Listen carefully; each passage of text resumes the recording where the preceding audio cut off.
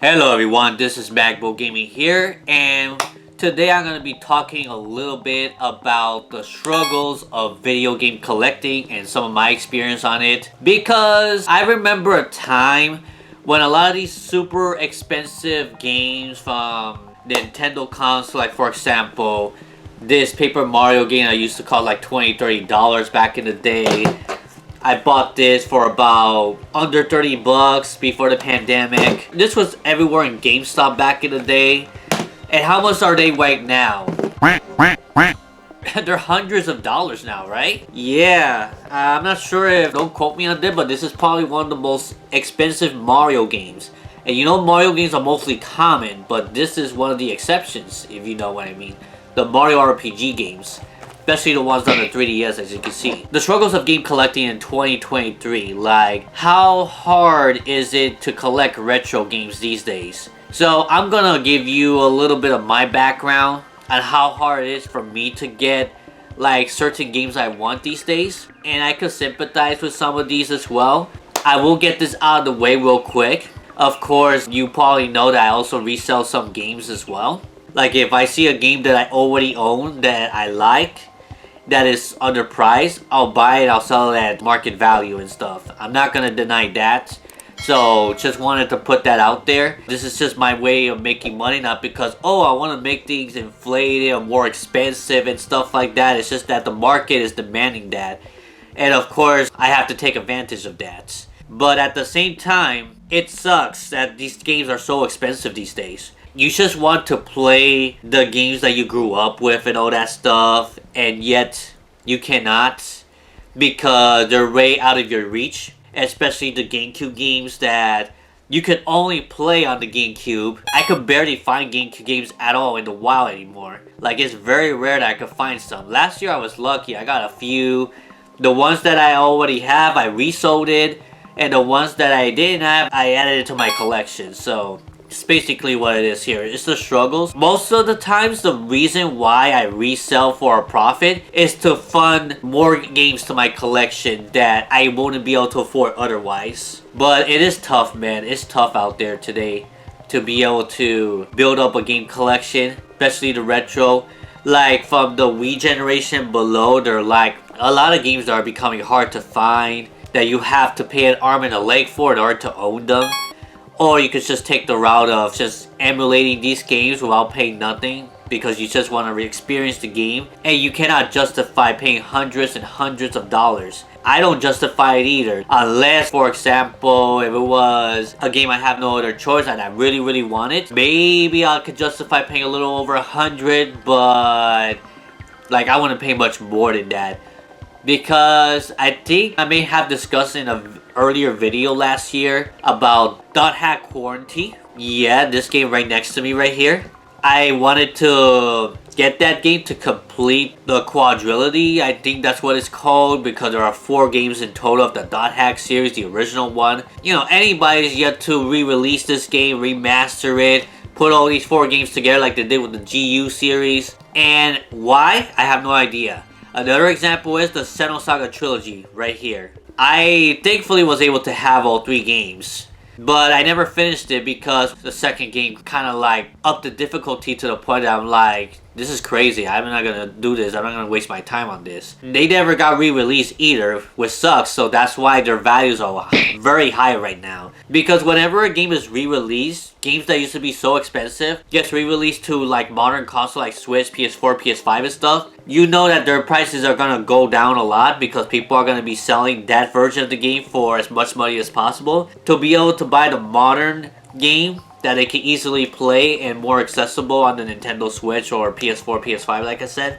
So it's pretty crazy how the video game market changed after the pandemic, the COVID-19 pandemic. And I'm like, nothing's the same anymore. I could sympathize with the people that want these games because I still have games that I still don't have in my collection and they're worth so much right now that I wish that, oh, I wish I could have went back in time where these games were so cheap, I could easily afford them. I'll add them to my collection and I don't have to worry about it anymore. I have it there to play at any time. I'll tell you this, I'm very thankful that I became a video game collector way before the pandemic, when A lot of games were a lot cheaper when there was less demand for these retro games, and I was able to build up the collection of games I like. But now, when the pandemic hit, a lot of people realize, oh my lord, I really need to get back to these games that I grew up with. I'm stuck at home and this is probably the best entertainment I can get since I can't leave the house. And with that, online demand became so high that they had to raise the price, because there are less copies of all these games out there than they were before the pandemic. Like I said, the pandemic really messed up the video game market in a way. But it's not only that, and I don't blame like a specific YouTuber for that too. But a lot of YouTubers, maybe including me as well, maybe I could blame myself too. But I'm not that big, so maybe not. But a lot of big YouTubers that are into the game collecting scene, like Metal Jesus or even Phoenix Resell, I guess. I can't blame him for inflating, but I'm just gonna say that when people like Metal Jesus promote a specific underrated game, and it's great that people like him are promoting like underrated gems that didn't got much attention in the past, now are getting so much attention from the gaming community that the price does inflate a lot, because these companies are not making copies of this game anymore despite of the demand, and some of them are not even being ported to modern consoles. But at the same time, remember those underrated games being extremely cheap. They were on clearance and everything. You could get them so easily. Nobody cared about these games back in the old days. And now, like, when a lot of newer generations comes about, and then the older generation wants to recollect all these games or wants to have them in their collection, the demand rises. And the higher the demand, the lower the supply, then the higher the price is gonna cost for these games. So I understand economics pretty well. I understand why a lot of these prices are so high. It all factors in on how rare it is, how many copies are there in the world that were made by the specific company, how many people demands for this game as well, and that inflates the price. So it's no fault of one individual person, or maybe not even the YouTubers, but maybe they influence all those people watching these videos to actually go and get those copies. But it's not directly the fault of one specific person. It's the market itself, honestly. It's the market that increases the price. And for people like somebody that wants to collect for video games, or someone like me that's missing games in their collection and cannot find nowhere anymore, it sucks. Because, like, for example, I'm still trying to get Ace Attorney, Miles Edgeworth, for example. You know, the investigation one. The first game was on the DS. It was localized and everything. Like, I remember it was 30 bucks in GameStop back in the day. But at that time, I wasn't an Ace Attorney fan. I became an Ace Attorney fan when I played the trilogy on the Switch last year. And then I got really hooked into the Ace Attorney series. I started getting the other games I couldn't get elsewhere. I got Apollo Justice for $50 something last year on the DS. That was reasonable, I guess. But Miles Edgeworth is worth over $100 or 90 something or so. I guess it's because like there is less copies of those out there than Apollo Justice. It's a spin-off game, first of all. If I was an Ace Attorney fan back then, I would have had the game a lot cheaper. But you know, it is what it is, right? I have to accept what I have right now, and I'm happy for the game collection I have right now. If I do happen to get a good deal somewhere that is under the market price, I'll get it. If it's a game that I want, I keep it for my collection. But I will be straight with you guys. While I hate that these prices are so high, but if I see a game that's underpriced and I don't like it, like even if I put it as a bid, like I start at 1 cent, it's gonna go higher than what it used to be most of the times. Because a lot of the man, they want to pay as cheap as possible, but the prices surpasses the retail price, for example. So I'm gonna give you this Solo to Robo right here. I only bought this for $20 off a friend back in 2011. That was more 11 years ago. I never imagined this would ever be rare to the point that it goes like crazy high.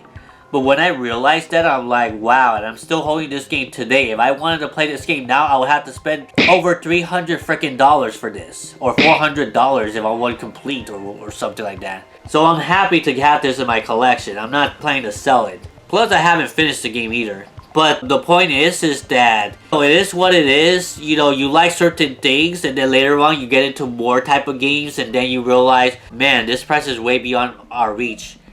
I'm pretty sure if you really want a game so badly, no matter how expensive it is, you'll start saving up little by little. But at the same time, you don't justify the high price because like you're gonna be paying somebody that's not the company.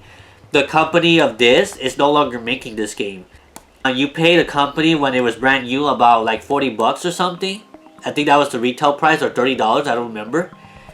But when you buy this game now, you're not buying it from the company that made this game, unfortunately. You're buying this from a reseller or a scalper. But I will call it more a reseller that's just pricing it as the market demands today. So you can't blame me or anybody else who is trying to make a little extra money to sell it at the price that is in demand for. Because like for example, I'm not going to sell this for $40 anymore. Why would I do that if people are willing to pay $250, right? It goes both ways. That's why I like to think critically on both sides of the story. In my side, yeah, it sucks to be paid $250, $300 when back in the past, you could have paid like this is $30, $40, but guess what? You can't change the past. You can't go back to the past unless you have some sort of time machine, which I don't think it has ever worked here in real life, only in fiction, as far as I remember. So you can't just go back in time and get it for a cheap price. No, you're gonna have to accept the price it is now. You have to understand why the price is this high. It sucks, I know, it really does suck that you can't find video games in the flea market like you used to. Like, it sucks for me, like every time I go to a flea market, the only games I find are crappy games that are in bad condition, that are worth only $1 or $2 each or something like that. There are some good games out there that I find in stores, but they're super expensive. So the only way I would like pay for these prices if I have like a bunch of trade-ins. And that's pretty much the workaround these days. And obviously you can't expect too much money to trade in if you want the money right away, if you want a discount and stuff, because they're trying to make profit. It's a business as well. Resellers are the same, just like, as a matter of fact, the people that flames resellers, you can't blame them because any gaming stores out there today are considered resellers for the sheer fact that all these gaming stores, they sell it at the eBay price, more or less competitive with eBay price. And whatever price it is on eBay, everyone is going to price it around that price. And if you really want that game in your collection, you gotta accept the fact that's the price you pay for way too long. But you can't blame yourself either because you didn't know that it was gonna go up. You never know like which game is gonna go up or not, but you could probably make predictions like history. I'm gonna give you some more examples before I end this video. These Pokemon games right here, they were sold by millions and millions of copies. They were very common out there. Back in the day, you could have gotten these games in any GameStop, any gaming stores. Like, they were everywhere. They were in abundance. Now, what is the difference? Well, now you could barely find it. When you could find it, it's like over $80 to $100 or more. If you want the complete in box, it'll probably cost you almost $200 plus. Why is that? Why is it so expensive if these games right here are so common, just like the Mario games? As a matter of fact, some of these Pokemon games have sold way more than the Mario games. Well, it's simple. Pokemon is the most popular and most sold franchise in the world, and the demand is insane for this. Like, can you imagine? Thank God that there's a lot of copies out there, because if they were as rare as this and the demand is as much as Pokemon, these Pokemon games would have been way more expensive now than they are. So, would you rather pay $200 now for a complete box of any of these games, or will you pay $500 or $1,000 for something as rare as that? It's all about the supplies, all about economics and stuff, but I'm pretty sure if there was a lot less copies of these out there, these Pokemon games would have been way, way more expensive nowadays. And thank God that's not the case. Thank God that they're priced at where it's supposed to be, and it has lowered a little bit. But to be honest, what do I think about the future of all this? I don't know, honestly. Like, even after the pandemic, these games just continues to be higher priced. People are still willing to pay resellers and scalpers for this. And if you continue to pay these high prices, of course it justifies these people trying to increase the price to the point that, oh, you if you don't pay this price, you won't be able to have it or something like that. I've been game hunting the last few months. Not so much, but the few times I did, I have noticed a change of the gaming market. There's barely people trading into these stores. And I imagine that with time, more people are going to realize, why should I trade in these awesome games to a pawn shop or a game store if they're going to give me pennies in a dime or very little?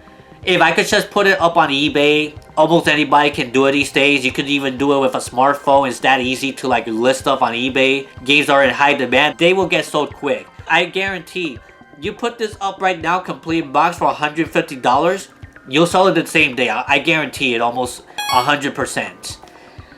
So that's why people are not trading in Pokemon games to these stores. That's why, for me, as someone who's game hunting, as someone that wants to actually look for games in stores instead of going online for convenience, part of the fun of hunting for video games is actually going out and exploring different gaming stores where you don't know what games they probably have traded in or what games they have in stock. See what they have, and if there's something of a good deal that you don't see anywhere else, well, pick it up. If you don't have it in your collection, you can add it, but if you don't like it but you can make money out of it, I encourage you to do the same. There's nothing wrong with that. That's my justification. Another thing I want to address too, that there's people that try to bash me because saying that, oh, I love to inflate the video game market. I was inspired by Phoenix Resell to try to sell things at a huge markup on purpose and stuff so I could screw people over. Scalper screws people over even more than resellers.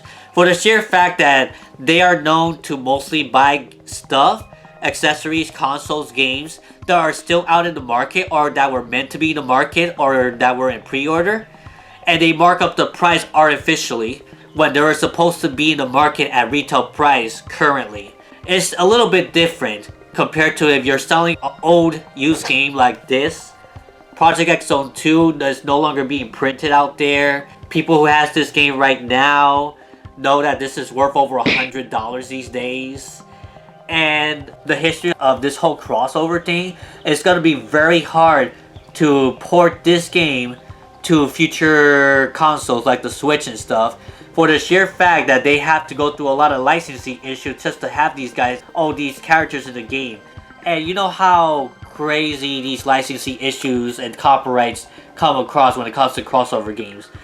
That's why a lot of crossover games ain't going to be ported or re-released. And games like this becomes a lot more valuable to people that wants to play it. So in conclusion, honestly, if you're going to like bash resellers, scalpers, or people who game hunts, or anybody in general that are marking up prices and stuff, you kind of have to think critically in both ways. Why are they doing this? What is the reason? Are they really trying to scam you, or is it because the market demands this type of price? And as a business, as a reseller or whatever, they gotta make their money. They gotta make some of their profits. I know that it sucks on the consumer side of things that you have to like be able to pay up a lot more than you used to. Because I tell you one thing, like these used to be everywhere. These used to be so cheap. Pokemon games like this were highly stocked in many different gaming stores, highly produced. Like if you wanted this game back then, you could easily get it if you wanted to, if you're able to afford it, of course. Like paying $25. Let me just show it up close. This is how much I paid back in the day, but tell me if there's a way you could pay $25 nowadays for this. This sucks. Like, I feel for you guys. Like, in the consumer side of things, it sucks you have to pay $200 for this now.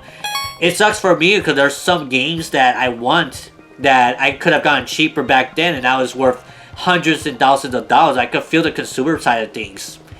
Like, I could feel people that complains about the reseller and scalpers and stuff. And like I said, the scalpers that actually sell stuff that are supposed to be in the market still, and they inflate the price, that's wrong, man. That's really bad. Compared to a reseller, well, if most resellers, I guess scalpers are considered resellers, but the reseller that sells old games at a markup price is because most of the time it's because they're trying to compete with eBay, and they know that they can make this type of money instantly. So why lower the prices? You people are still paying for it.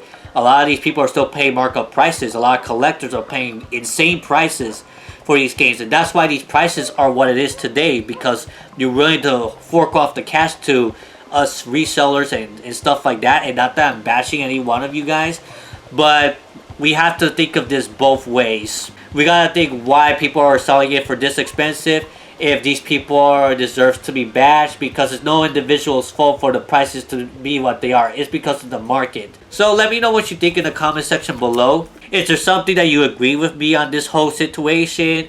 You could leave a like and you could comment below your thoughts. If you disagree with me, you want to debate with me, that's fine too. You could comment below and we could talk about it as well. You could ask any questions if you're not sure about this. Because you gotta understand like economics and consumerism in a very detailed fashion so you can understand both sides, why it happens. I'm a consumer to buy video games. I'm also a reseller, and I'm also someone that sells video games online. And I understand both sides because I understand economics. Like Phoenix Resale says, you have to understand economics. If, for example, they buy stuff from a pawn shop that it was not available before, I guess for a little bit of profit, they make it more available to the market. They'll be more out there. So if people are hunting down these games and eventually they add it to the market and stuff, who knows, maybe the prices will lower. But if the demand stays up, it's not going to lower anymore. So that's pretty much what I have to conclude with this. So the struggles of game collecting in 2023, it's tough out there. If you're like hunting for Switch games, even for Nintendo Switch games, there's a lot of Switch games out there that's extremely hard to get these days too. So it's not just like retro consoles, but it's also some modern consoles as well. Unless they're like, you know, still being reprinted and stuff, you could get it at any time, no problem. But if you see that they're in short print, you want it, and eventually they're not going to reprint it again, and it's from a company that doesn't reprint much, like Atlas and NIS and all that stuff, yeah, you may want to get those games sooner rather than later, because rather pay like $60 now than paying like $120 or $200 later, right? Well, that's all I have to say about this. I hope that you good luck on your game hunting. No matter how tough it is these days to find the games that you want, whether it is finding for games online at a good price or going in person trying to hunt down games that you may want to get a good deal on for your collection. Good luck. Bless you all. Hopefully you can find the games that you enjoy at the best deal possible. I know that good deals are really hard to get as well because of how the video game market is these days. But there are out there. For me in Puerto Rico, I have very limited resources of the game stores I could go to these days in order to, you know, get a good deal. There's not a lot out there. If you're in the States and you're in a city where they have a lot of gaming stores around you, you have a lot more resources. So it all depends on your geographical area, how you could game hunt in person. But a lot of people have to resort to find games online because there's no other options and stuff. You have to pay shipping and taxes and all that stuff. You can't escape that online anymore like you used to, I believe. But good luck, no matter what games you want, whether you're going to be saving up for it or anything else.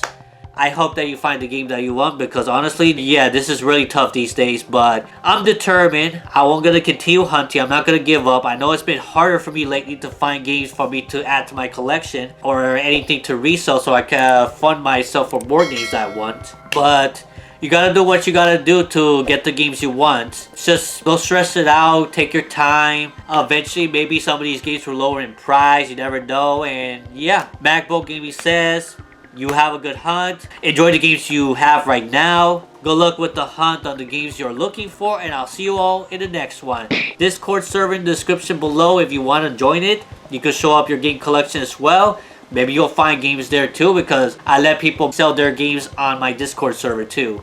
So you never know, you'll find something that you were looking for so many years, or you want to sell something there. You could do so as long as you price fairly. That's all I have to say, guys. Magbo Gaming out. Hey, if you enjoyed this video, here are some other videos I have I believe you enjoy as well. Get fired up and gaming to your heart's content. See you there.